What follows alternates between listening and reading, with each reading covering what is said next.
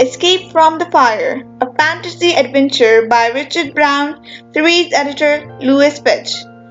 You can find the next chapters of this book in the videos on our channel.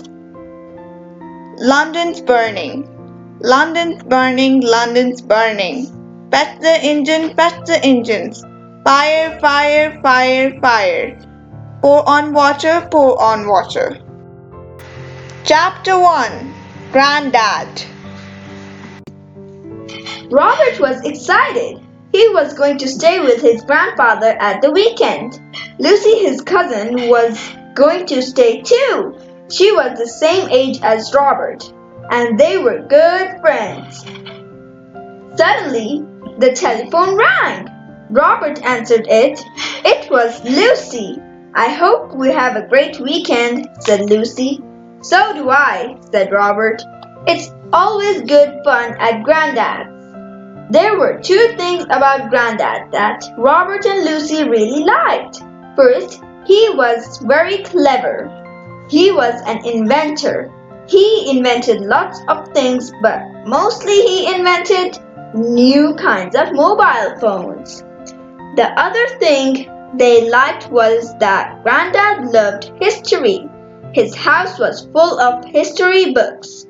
When Robert and Lucy came to stay, Grandad told them exciting stories from history. The cousins loved this history because they were true. Robert knocked on Grandad's door. Mrs. Green, the maid, opened it. "Hello, Robert," she said.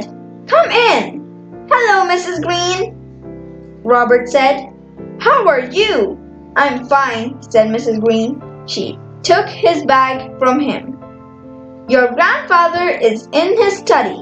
Robert hurried into Grandad's study. "Hello, Grandad," he began. Then he stopped in surprise. Grandad was sitting in an armchair. His foot was bandaged.